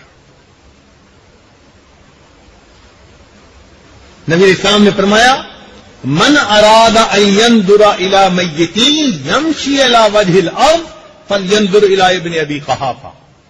جو بندہ چاہے کہ زمین پہ چلتی ہوئی کسی لاش کو دیکھے اس کو چاہیے ابو قحافہ کے بیٹے ابو بکر صدیق کو دیکھے. یعنی جیسے ایک بندہ مردہ ہو چکا ہوتا ہے کہ دنیا سے اس کی کوئی دلچسپی نہیں رہتی, آخرتی کی طرف دھیان رہتا ہے, صدیق اکبرانوں کی فنائیت قلبی کا یہ حال ہو چکا. اور ایسا ہی حزن عمر فاروق لانوں کو بھی حاصل تھا کہ بسا اوقات بہت غمزدہ ہوتے تھے, بہت غمزدہ ہوتے تھے. صدیق اکبران بھی غمزدہ ہوتے تو کہا کرتے تھے اے کاش مجھے میری ماں نے جنا ہی نہ ہوتا, اے کاش میں کوئی گھاس کا تنکا ہوتا, میں کوئی پرندہ ہوتا, اے کاش مجھے اللہ کے سامنے قیامت کے دن کھڑے ہو کر جواب نہ دینا پڑتا, میں کسی مومن کے بدن کا بال ہوتا. عمر لانوں کا یہ حال تھا کہ حذیفہ لانوں کو بلایا اپنے زمانے خلافت میں.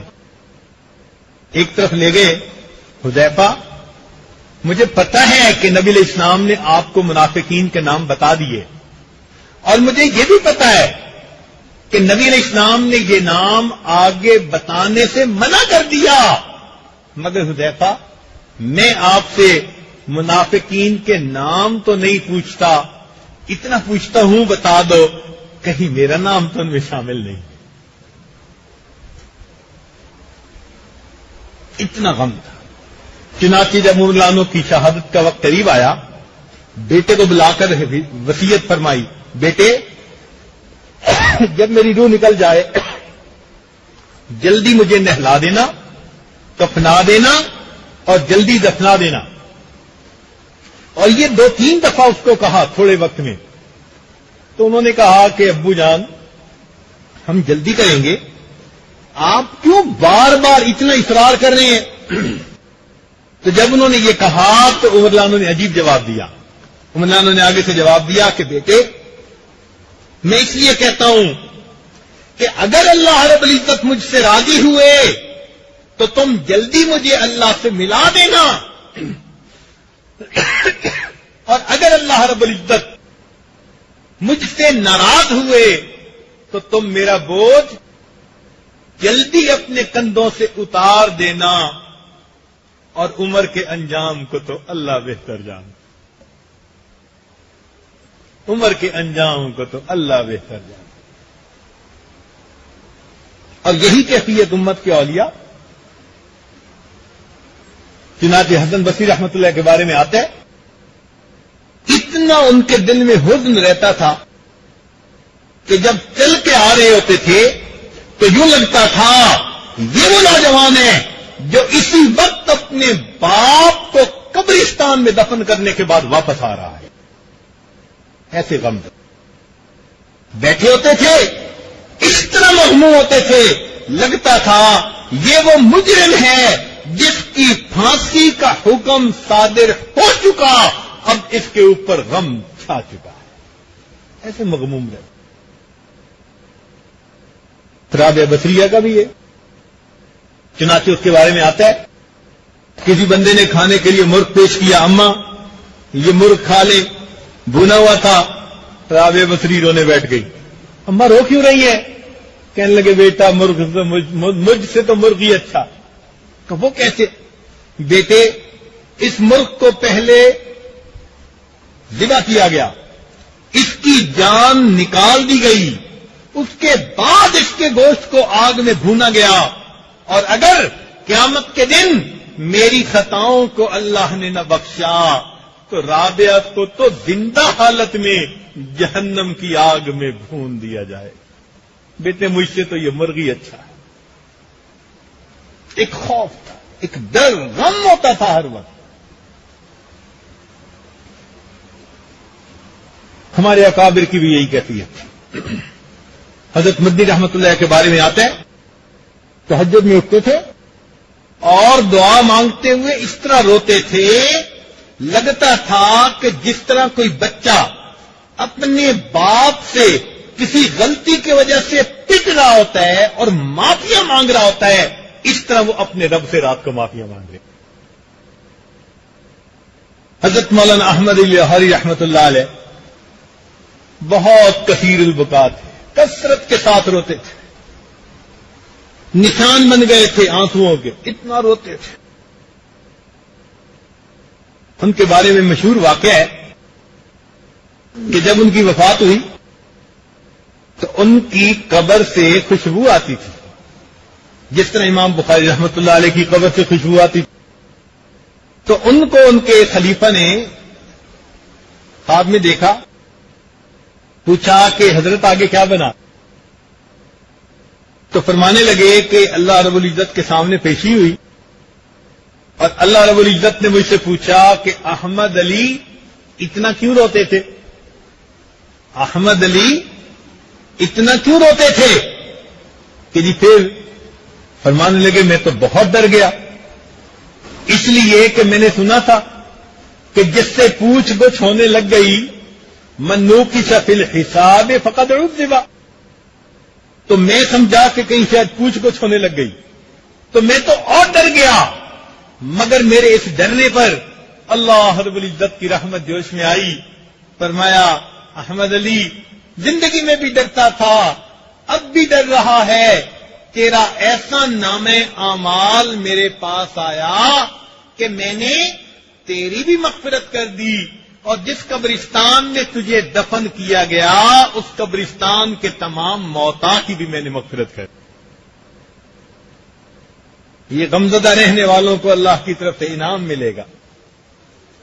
تو دعا ہے کہ اللہ رب العزت ہمیں بھی اپنے گناہوں کا غم عطا کر دے، کہ ہم ان سے معافی مانگیں، اس کی وجہ سے اللہ رب العزت کے عذاب سے ڈریں، دین کا غم عطا کر دے، امت کا غم عطا کر دے.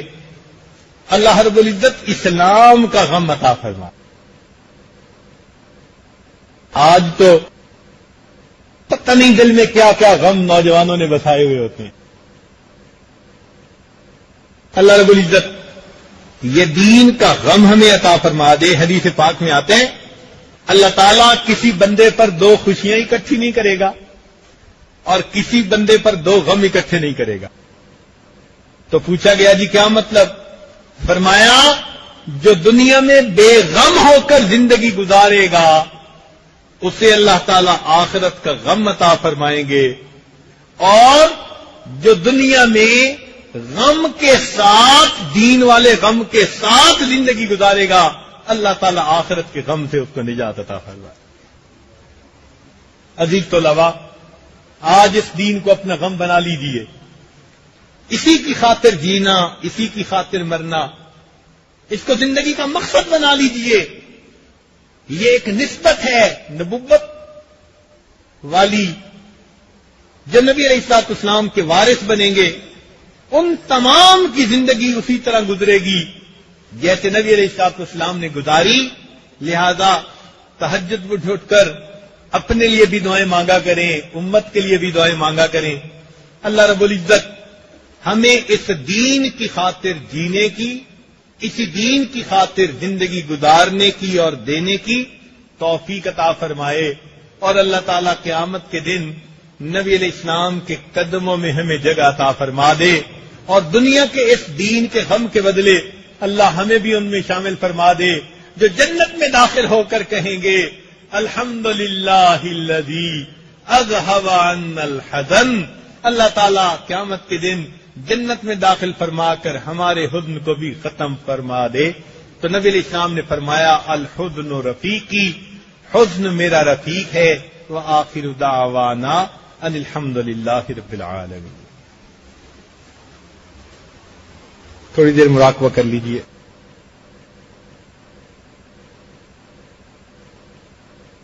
رت گزر دی پئی تیتھوں کائی نہ تھئی کار کل دی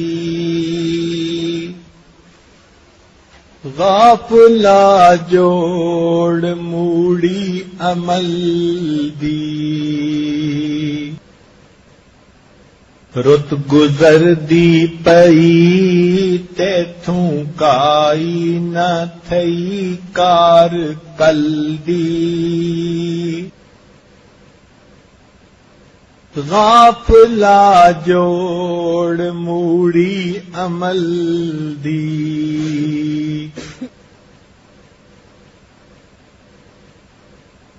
زلزلہ وچ زمیناں دے ہوسی کئی نو کئی دی اتھاں سد نہ پوسی. زلزلہ وچ زمیناں دے ہوسی کئی نو کئی دی اتھاں سد نہ پوسی. درد ہو سن نبی ہو سی مشکل گھڑی او عدل دی غافلا جوڑ موڑی عمل دی. رت گزر دی پئی تیتھوں کائی نہ تھئی کار کل دی غافلا جوڑ موڑی عمل دی.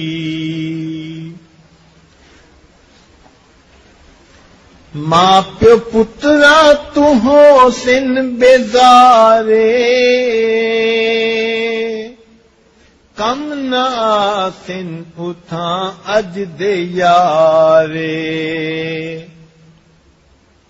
ماں پیو پترا تو ہو سن بیزارے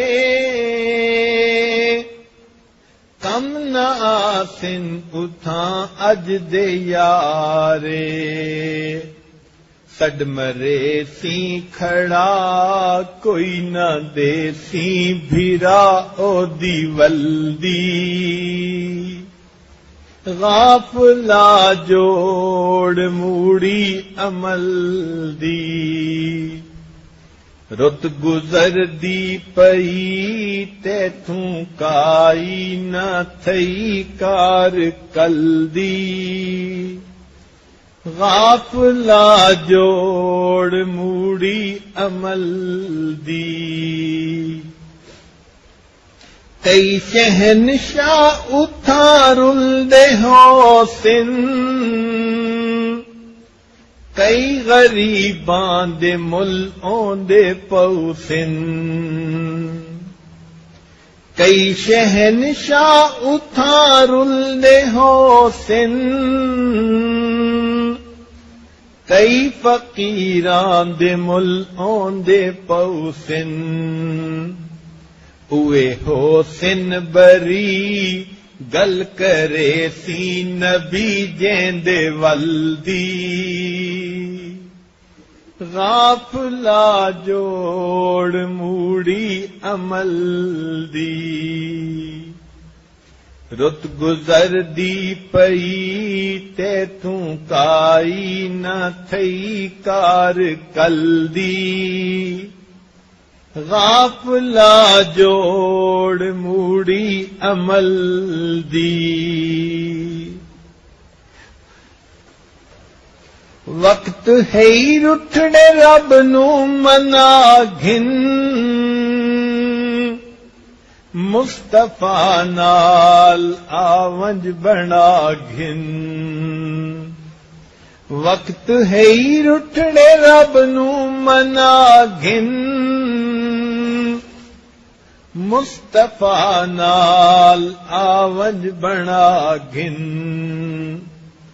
اج تو کر ابتدا ویکھی روزے جزا ریت پلدی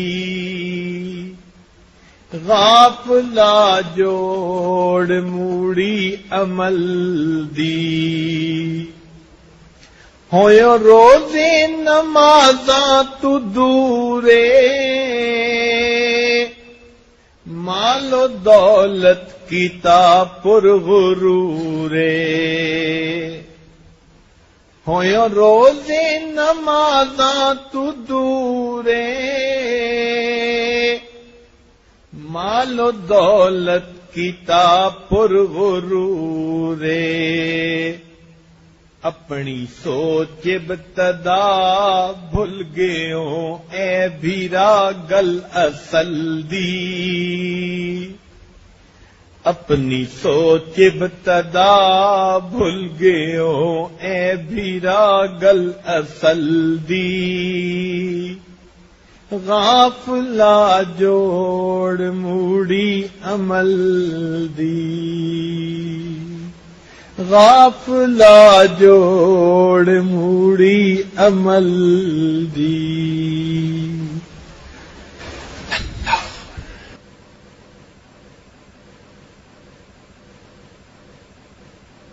لا الہ الا اللہ محمد رسول اللہ سبحان ربی العلا واللہم صلی علی سیدنا محمد وعلا آل سیدنا محمد مبارک وسلم۔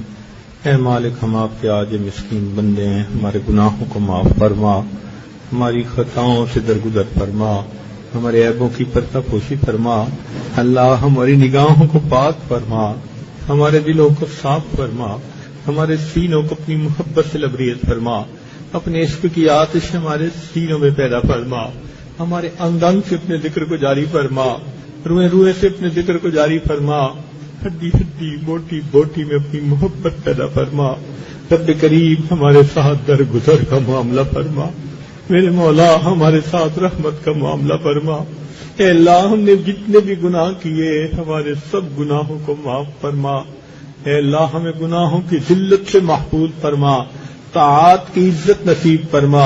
اے مولا، ہمیں تقوی طہارت کی زندگی نصیب فرما، ہمیں نبی علیہ الصلوۃ والسلام کی مبارک سنتوں پر عمل کی توفیق عطا فرما۔ اے اللہ، ہمارے دل میں آخرت کا غم عطا فرما۔ اے اللہ، ہم جانوروں کی طرح زندگی گزارتے پھر رہے ہیں۔ اے اللہ، شہوتوں نے ہمیں اندھا کر رکھا ہے۔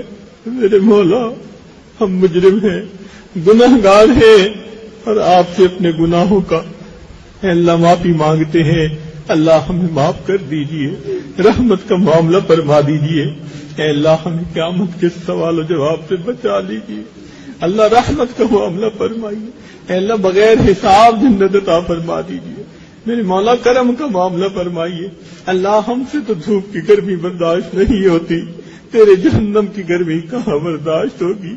اللہ، ہمیں تو بھیڑ بھی کاٹ لے تو مشکل سے اس کی تکلیف برداشت ہوتی ہے۔ اللہ، جہنم کے زہریلے سانپ اور بچھو جب کاٹیں گے کیا حالت ہوگی۔ اللہ، رحم فرما دیجئے۔ اے اللہ، ہمارے تو اگر سر کے بالوں کو پکڑ بھی کوئی لے تو ہمیں درد ہوتی ہے۔ اللہ، جب سر کے بالوں سے پکڑ کے لٹکایا جائے گا، اللہ، جب زبان کے غلط استعمال کی وجہ سے زبان کے ذریعے سے لٹکا دیا جائے گا، میرے مولا، ہم نے اپنی زبان کو کتنی بار غلط استعمال کیا۔ اے اللہ، آپ کے بندوں کی غیبتیں کی، کتنی بار ہم نے دوسروں کو دکھ دیے۔ اے اللہ، ہم نے دوسروں پر الزام لگائے۔ اے اللہ، دوسروں کو سخت الفاظ میں باتیں کر کے ان کے دل دکھائے۔ میرے مولا، رحمت فرما دیجئے، ہمارے ان گناہوں کو معاف کر دیجئے۔ رب کریم، رحمت کا معاملہ فرمائیے۔ اے اللہ، اس سے پہلے لوگ ہمیں کلمہ پڑھائیں، ہمیں اپنے اختیار سے کلمہ پڑھنے کی توفیق عطا فرما۔ اس سے پہلے کہ ہماری ظاہر کی آنکھیں بند ہو جائیں، من کی آنکھیں کھلنے کی توفیق عطا فرما۔ اس سے پہلے کہ لوگ ہمیں غسل دیں، اللہ ہمیں غسل توبہ کی توفیق عطا فرما۔ اس سے پہلے کہ لوگ ہمیں کفن پہنائیں، اللہ ہمیں تقوی کی پوشاک پہننے کی توفیق عطا فرما۔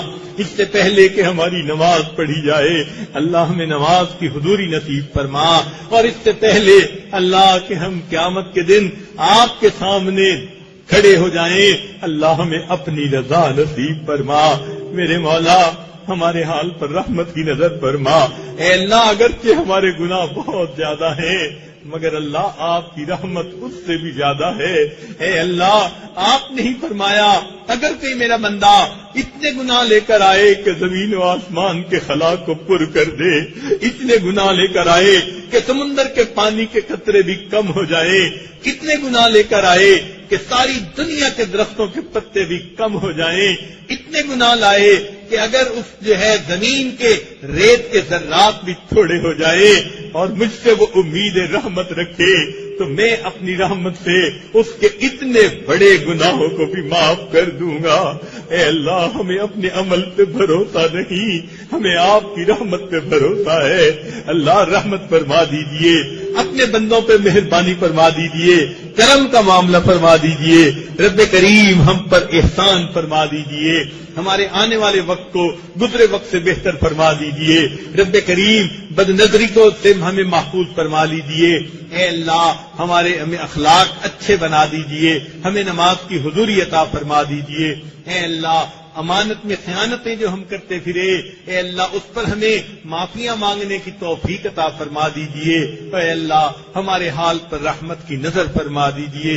اے اللہ اس مجلس میں کتنے نوجوان ہیں آج سچی توبہ کرنا چاہتے ہیں، میرے مولا توبہ قبول فرما لیجئے. اے اللہ توبہ قبول فرما لیجئے. اللہ اگر آپ نے ان کو آج دھتکار دیا، یہ خالی اٹھ گئے، شیطان بہکائے گا، نفس بھٹکائے گا، جوانیاں ضائع جائیں گی. اے اللہ ضائع ہونے سے بچا لیجئے. میرے مولا آپ نے انہیں دین کے علم پڑھنے کے لیے گھروں سے بھیج دیا مگر شیطان نے تو پیچھا نہیں چھوڑا. وہ یہاں رہتے ہوئے بھی گناہ کروانے کی کوشش کرتا ہے، ذہنوں کے اندر شیطانی اور نفسانی شہوانی وساوس ڈالنے کی کوشش کرتا ہے. اے اللہ بس آپ ہی بچا سکتے ہیں. آپ نے اے اللہ قرآن مجید میں فرمایا اپنے ایک نبی کا یہ فرمان وما ابرئ نفسی ان النفس لامارۃ بالسوء الا ما رحم ربی، جب تک میرے رب کا رحم نہ ہو اے اللہ واقعی ہم گناہوں سے نہیں بچ سکتے. اے اللہ آپ ہمیں بچا لیجئے. میرے مولا ہمارے لیے بچنا مشکل ہے، آپ کے لیے بچا دینا آسان ہے. اللہ ہمیں بچا لیجئے. میرے مولا جب کوئی دریا میں ڈوب رہا ہو وہ پکارتا ہے لوگوں کو مدد کے لیے، اللہ ہم گناہوں کے دریا میں غرق ہو رہے ہیں، ہم آپ کو مدد کے لیے پکارتے ہیں. اے پروردگار مدد فرما دیجئے. اے پروردگار ہماری مدد فرما دیجئے. اللہ گناہوں کی ذلت سے ہمیں بچا لیجئے اور ہمیں طاعت کی عزت عطا فرما دیجئے. رب کریم ہمیں قیامت کے دن نبی علیہ السلام کے سامنے کی شرمندگی سے بچا لیجئے. اللہ کے محبوب کیا فرمائیں گے؟ یہ سارا دن حدیث پکڑ کر بیٹھتے تھے، قرآن لے کر بیٹھتے تھے اور چھپے گناہ کرتے تھے، ذہن سچے نہیں تھے، دل صاف نہیں تھے، غیروں کی محبتیں دلوں میں تھی، نفسانی شہوانی محبتیں تھی، ان کی سوچ پاک نہیں تھی. اللہ ہم آپ کے محبوب کو کیا چہرہ دکھائیں گے؟ اے اللہ مہربانی فرما دیجئے. اے اللہ کہیں وہ ہمیں سوکن نہ کہہ کر اپنے سے دور نہ کر دے. میرے اللہ مہربانی فرمائیے، کرم فرما دیجئے. اللہ اس نعمت کی لاج رکھ لیجئے. اے اللہ آپ کے یہ بندے اپنے گھروں سے چل کے آئے ہیں، چٹائیوں پہ وقت گزار رہے ہیں. میرے مولا اس مجاہدے کو قبول کر لیجئے. رب کریم دنیا کی نعمتوں کو چھوڑ کر آپ کے گھر میں یہ ڈیرے لگا چکے ہیں. اللہ کیا یہ مسجد سے نکل کر جہنم میں ڈالے جائیں گے؟ میرے مولا مہربانی کر دیجئے. ان کو مسجد سے نکال کر اللہ جنت کے گھر عطا فرما دیجئے. رحمت کا معاملہ فرمائیے. اے اللہ ہماری ان دعاؤں کو اپنی رحمت سے قبول فرما لیجئے. رب کریم جو مانگا وہ بھی عطا فرما، جو مانگنا چاہیے تھا نہیں مانگ سکے ہمیں وہ بھی عطا فرما. ہمارے والدین عزیز اقارب مشارق بھائی جو فوت ہو چکے سب کی مغفرت فرما، جن کی آپ نے مغفرت کر دی قرب کے اعلیٰ درجات عطا فرما. جنہوں نے دعاؤں کے پیغامات دیے ہیں یا دعاؤں کے لیے آئے ہوئے ہیں دور قریب سے، اللہ سب کی نیک مرادوں کو پورا فرما. اللہ امت مسلمہ کو عزت رفتہ نصیب فرما. اے اللہ ہمارے تینوں حرم کی حفاظت فرما، اسلام کا بول بالا فرما. کفر کا مکالہ فرما، مدارس عربیہ کی حفاظت فرما۔